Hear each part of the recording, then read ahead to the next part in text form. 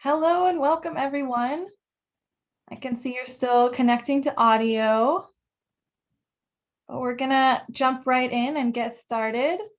My name is Shelby McIntyre. I'm one of the career education counselors here. I want to thank some other career education counselors. We work together collaboratively to plan this event.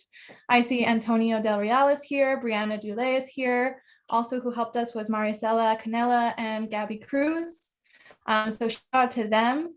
And as you can see from the slide, you're in the right place for our event about computer science, technology, and STEM at Disney.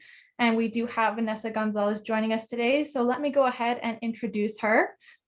Vanessa is a manager of technology recruiting at the Walt Disney Company and has been for 5 years, hiring at the professional level engineers from a variety of backgrounds. Prior to Disney, she worked at the Jet Propulsion Laboratory for 5 years, where she got her start as an intern in human resources. Vanessa was able to grow her career and found a deep interest in recruiting and had the opportunity to get involved in intern hiring across many college campuses. She graduated from Cal Poly Pomona with a BS in business finance. And that is her introduction. I'm going to stop sharing the screen so we can all see each other for a moment. All right, and then I will hand it off to Vanessa. Thank you, Shelby. Hi, everyone. I'm really happy to be here with you today. I'm going to share a couple slides with you, just walk you through and share a little bit about Disney and what internship opportunities can look like for you in case you're interested, if that is an appealing journey to you somewhere in the near future. And then I'll try to keep it short and brief just so that I don't really like talking at people. I'd rather keep this engaging and make it a little fun and interesting, and obviously open it up to questions to you guys at the end. So hopefully no one is too shy to ask a question, and I'm happy to answer any and all things. So I'm going to share my screen.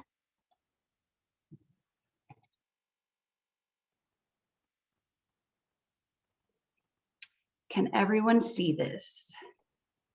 Yes. Perfect. All right, I know that Shelby mentioned it in my in the introduction, so thank you, Shelby. But I do want to just let everyone know that at Disney, I hire on the professional side of the house. So I hire engineers with experience in the industry. I typically look for 5+ years of experience. However, at Disney, we have a very robust team that specifically hires for interns across the entire company. So we have a dedicated team that goes out to college campuses and also, reviews applicants, and we hire hundreds of interns across the company. So I wanted to share a little bit about that since you guys are still very early in your career journeys. Let me go to the next slide.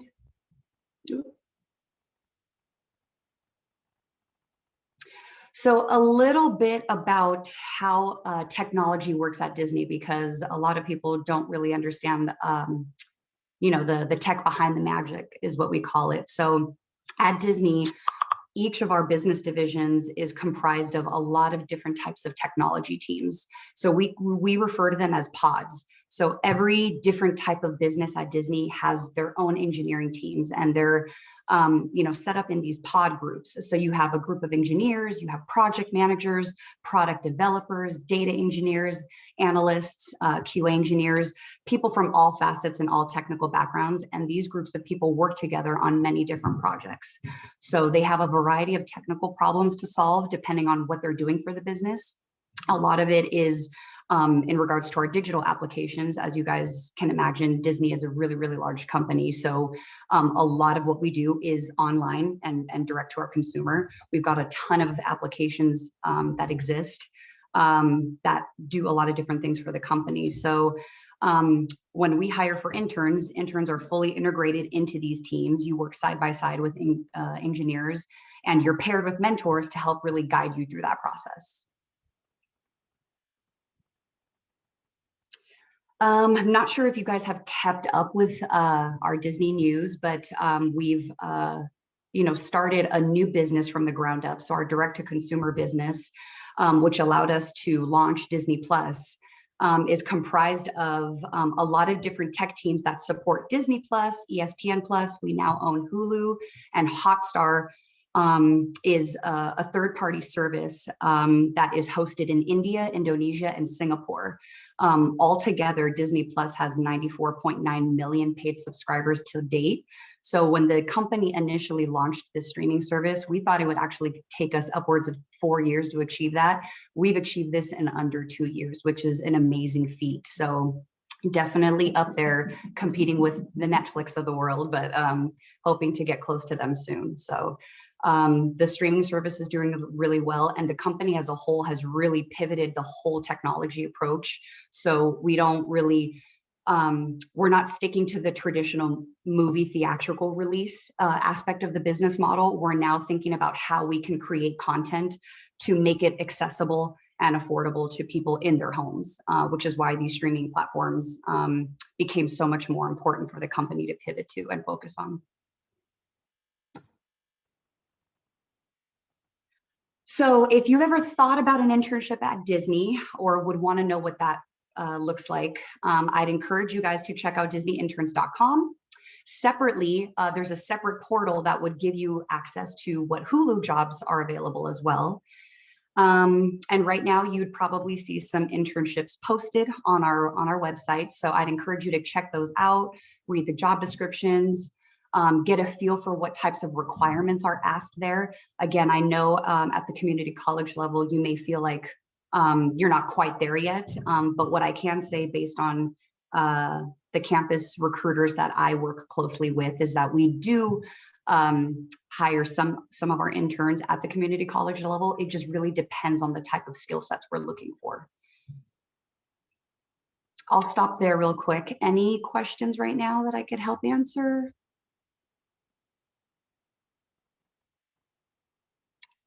Okay, and I can always go back to this slide if you want me to refer back to it. So a couple things that I wanted to cover, because I think this is important, especially at your level where you're at in school. What should my resume say about me? Some of you may have already started a resume or maybe haven't at all, and you don't really know what that's supposed to look like. So here's a couple tips that I like to share with students. At the very top of your resume, after your name and contact information and all that good stuff, you should always highlight a skills section. So I've highlighted here some of the technical skills that Disney looks for in their interns. So again, you don't necessarily need to check off all of these boxes. I don't want it to scare you. This is just an example of the types of skills that you should highlight in that section of your resume. And again, you might be thinking, oh, I don't even have any of those skills yet. How could I acquire that? Obviously you're gonna get that experience in your classroom setting. Some of you are getting ready to transfer to a four-year university where you're gonna learn some of this. But for some of you where you may take a different journey and you're not gonna transfer to a university for various reasons, I do want to just highlight that there's a ton of coding boot camps out there that you can enroll into online that are reasonably priced that I would highly recommend. In case you're not aware, coding boot camps are programs that teaches people how to code in a short amount of time. It can be a more affordable alternative than actually going going to a four-year school, but it helps really build your coding and programming skills and your practical and professional skills. So usually these coding boot camps are 3 to 6 months, and you're really knee deep in coding work for 6-8 hours a day. So it's pretty aggressive, but again, it is an alternative if you wanted to pursue something else or wanted to brush up on your coding skills. With regards to work experience, again, I know most of you may not have that experience just yet, but while most companies don't expect a student to have professional work experience, I personally think it's important to highlight a job that you've obtained overall. So even if you're working at, let's say, Starbucks or Home Depot or wherever, it's really important to highlight that on a resume regardless. You may not think it's relevant or beneficial, but to an employer, they want to see those things so they understand, oh, this person has customer service skills, they have people skills, which are very important in a professional setting. So when you think about working at a company, whether it's Disney or any other company, you're going to be in a team setting, you're going to be working on projects, you're going to be practicing your collaboration skills. So that's something that you really need to start navigating through in your own personal work journey. Vanessa, would this be a good time to interrupt with a question from the chat? Oh, absolutely. Naomi says, you mentioned engineers. What kind of engineers do you hire? We hire engineers from all various disciplines. So when I say discipline, it could be a software engineer, a data engineer, a systems engineer, a network engineer. And again, I know some of you may be aware of the different engineering career paths that you can take and others may not. There are tons. So when you're majoring in computer science or any kind of STEM field, really you're just setting yourself up for a wide path of opportunities ahead of you as an engineer. So you don't have to get stuck or siloed in one thing.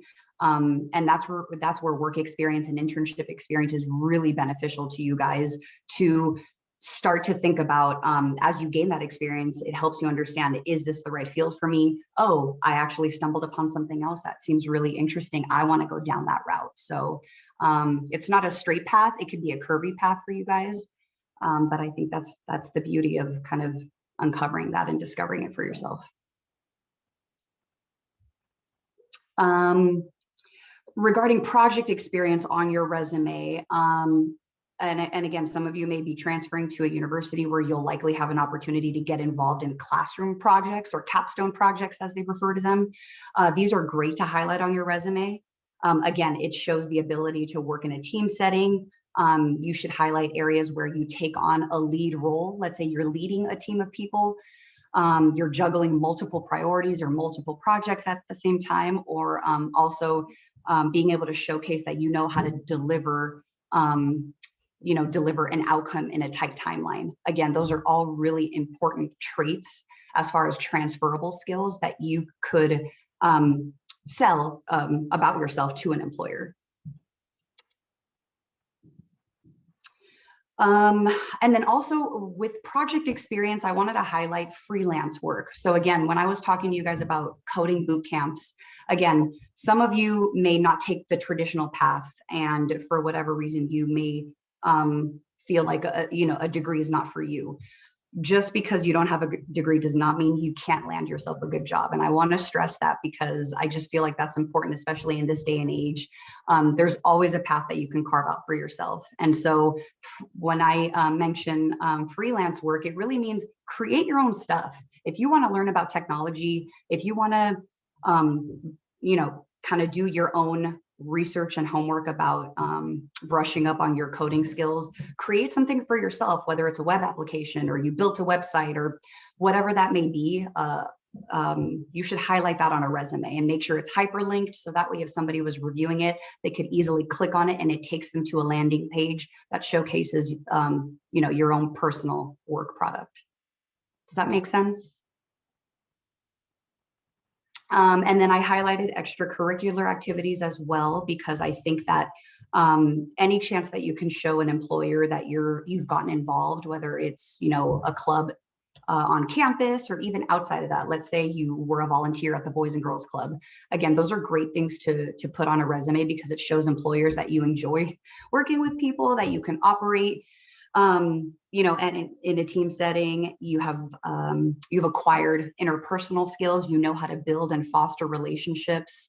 Those are all super critical traits, when thinking about going into the real world and, getting a job in corporate America.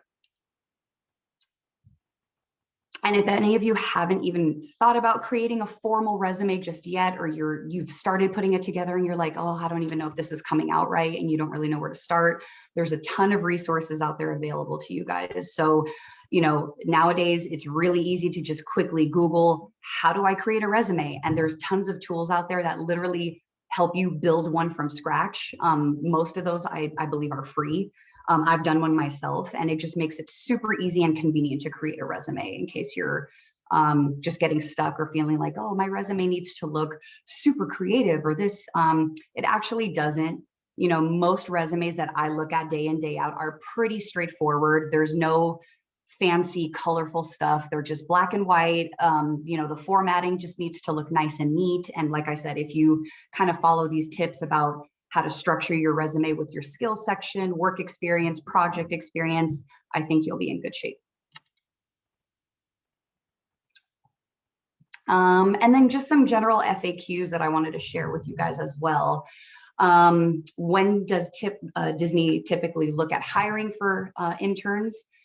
And what do we look for? So aside from the tech skills, we do look for candidates with great communication skills, any type of leadership experience that you can showcase on your resume, and just somebody that has the ability to take initiative and is not afraid to solve problems. And again, some of that does come out when you're actually interviewing for a job. So if a recruiter were to reach out to you and ask you some questions related to any experience that you've had, it's really good to highlight where you've been in a leadership capacity or where you took initiative to challenge yourself to help solve a problem. What technical skills should I have for engineering jobs? Again, that's going to depend really on the job that you're interested in. So again, if you go to the disneyinterns.com website, you'll see a couple different jobs listed there. Really read through those job descriptions, guys, because that'll tell you the things that you really should have and ideally what we're looking for, because each job description is pretty unique across the board at most companies. So there's always going to be a list of required tech skills and then some other things that we put in there. And so before you apply, you should really have a good understanding of at least those basic foundational things that a job posting is wanting. And again, you don't have to check off all the boxes. That's a myth. But if you feel pretty confident that you're like, yeah, I'm getting 3 out of the 5, I would recommend that you apply. And then after applying for a role, what else can I do to increase my chances of getting an interview request? If you don't hear back, don't let it discourage you. Keep developing your personal skills, work on projects, get into some hobbies, take online classes if you can. Research companies. There are so many job opportunities out there, and a lot of times it's easy for people to feel overwhelmed when you're on a job search and you're like, oh my gosh, I don't even know where to start. Start small. Take an hour of your day every day to research some companies, go to their careers website, and you're probably going to stumble upon some roles that are a good fit and you should apply for.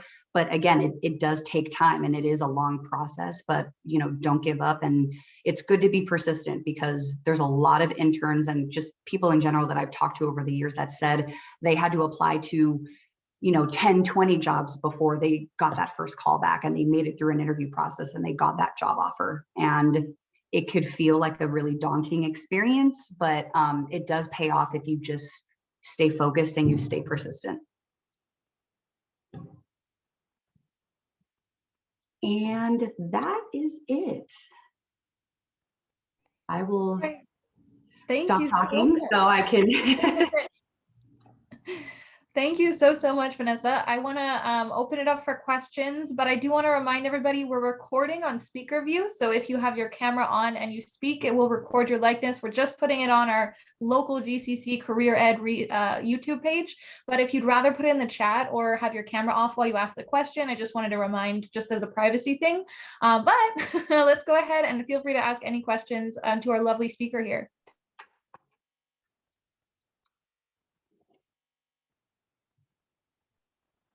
Hi, Vanessa.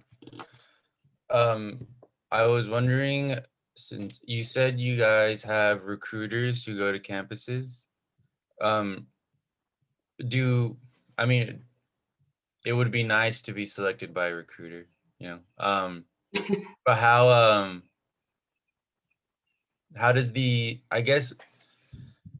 given the amount of experience we would need to be part of a team, how much of that is required, I guess, to become an intern in a sense? I don't know if that makes sense. As far as,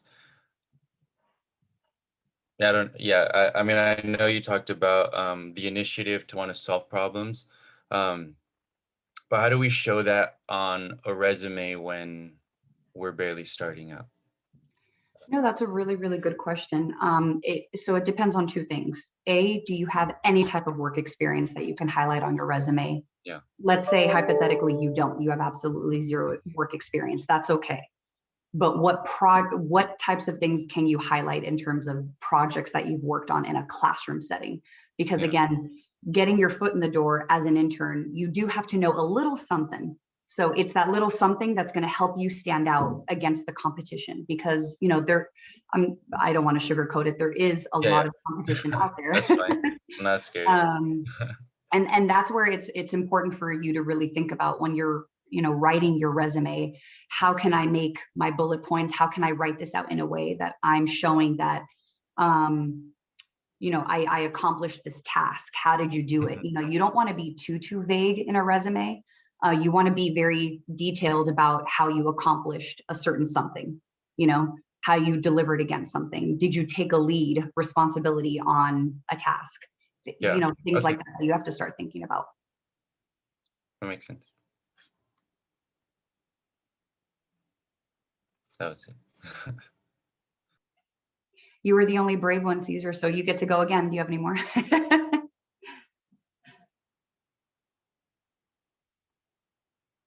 Yes, please. Anyone, don't be shy. And if you want to privately message it, oh, I see one in the chat right now. I'll let you go ahead, Vanessa. Let me just read that really quick.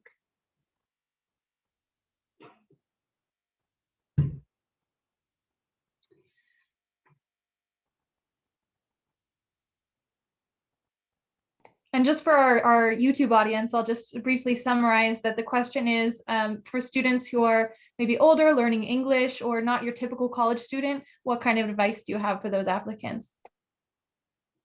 Yeah, that's a really good question. Again, the opportunity is there for them as much as it is for anybody else, with the caveat that I'd say most companies do require authorization to work. So as long as there is that work authorization, their chance is as good as any. As long, again, they have to meet certain criteria against the positions that they're applying for, whether they are, you know, the technical skills, the interpersonal skills, as long as there's some kind of a match there. And we can maybe even offline that a little bit more if you have other questions around that, because I can imagine that that's a tough space to be in as well. You're dealing with a lot of unique, challenging situations with that.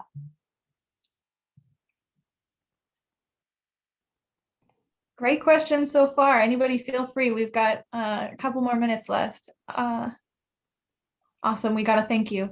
Yes, feel free to come on mic or go in the chat with your questions. Sorry, and in the spirit of uniqueness, hi there, everyone, and thank you so much for doing this. I really appreciate it. So I have the privilege of working both at Glendale Community College, and I also teach, or I work as a transition teacher for LAUSD. So a lot of our seniors are attending GCC in the near future, actually this coming semester or the summer. So this is something I want to pitch to my students, and specifically I deal with students who have an IEP. You know, they have aspirations just as many of our students do. So what is something that you can possibly help me, you know, promote and just teach my students? Because that's part of, you know, what we do as instructors is we want to provide them with every opportunity that is available to them. So what can we do? What can I do as a transition teacher to help these students? Yeah, that's a good one. A loaded question too. Sorry. No, that's okay. It's a really good question. You know, for me personally, in thinking about this, especially at that level where you want to be encouraging and motivating, but you also know that there are external circumstances and just other factors in general that could affect somebody's decision financially and personally about them being able to, you know, transfer into a 4-year college and actually complete their degree. That's why I made mention in the presentation, there are other avenues outside of that. If you know, obtaining a degree poses a challenge in any way, shape, or form. You know, we live in an age where people can become self-taught, which is a pretty amazing thing. There are so many online resources to teach yourself any subject, really. And that's not to say, I don't want to discourage you guys, and God forbid all of you just start dropping out of college. Please don't. College is important, but it's not the end all be all. And that, you know, some people might agree with me on that, and others may feel like, you know, that makes a lot of sense. There's some controversy around that, but I just like to encourage people that there's no one straight shot here. You can kind of figure it out and pivot your way. So for example, I like to share my story. I, you know, graduated from high school, transferred straight into Cal Poly Pomona. my first year in, I lost my way. I realized that I actually wasn't that into college and I wanted to go to work. I just wanted to work full time. I wanted to make money. And I just found myself not feeling motivated to, finish my classes. So I actually took some time away, took time off for about 2 years. And I worked full time and I saved some money and I gained, that personal experience. And once I personally felt ready to get back into school and to be focused, I did. And I went back to Citrus College, actually. So I went to a community college, finished my general ed. I transferred back to Cal Poly and I finished my degree at a later part. Some people say, oh, like finishing your bachelor's degree in your late 20s, you're old. Like that's an old age to finish it. There's no such thing as finishing college at an old age. You do it when it's right and when you feel ready to do it. And if you don't feel focused and you find another passion or another hobby or something else that could, give you that motivation to go to school and to get your education and further your education, I say do that, by all means. I don't know if that was a long-winded answer, Araceli, but I hope that helped. It did, and thank you. And thank you for sharing such a candid story. I think it also helps to hear the personal stories. Yeah. I always tell students when I'm talking to them, I didn't have it all figured out right out of high school. And I know nowadays you get a lot of pressure to that from external factors that makes you feel like you have to have things figured out. And you don't. It comes with time and experience and age. So, you just have to take it one day at a time and do your best. And if you're feeling like you're lacking motivation or that ambition, you got to find that something that's going to help you get back on track. Because I will say that getting an education does help open doors for you.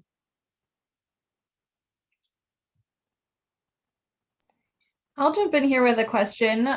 So I really appreciated you saying that, well, first of all, sharing your story and also saying that you don't have to check all those boxes on those qualifications. If you've got like 3 out of 5 or something, you can still go for it. So my question is, what would you say to a student who is just having the struggle motivating themselves to apply or having self-doubt, not wanting to apply? What would you say to motivate or encourage them? That's a good one. Fear holds a lot of people back doing, anything.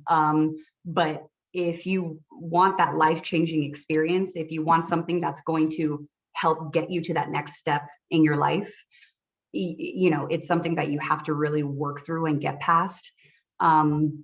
Otherwise, you're going to live in fear forever, and you can't, right?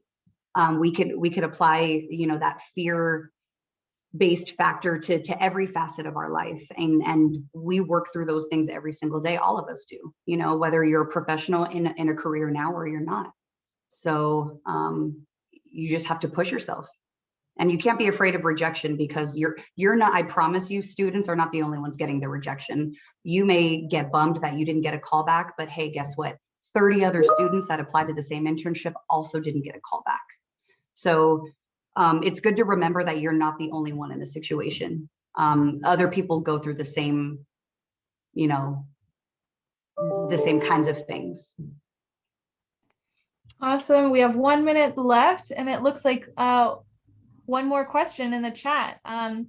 What are some things we can mention when a recruiter asks, is there anything you would like to talk about that's not on your resume? So we can finish with that question. And I just wanted to add to the previous question, our other CE counselor, Antonio Del Real, said mentors as well. But go ahead, Vanessa. Yeah, that's a good one. Again, if you don't feel comfortable highlighting your extracurricular activities on your resume, talk about your hobbies, what you like to do. Do you like to dance? Do you like to sing? Talk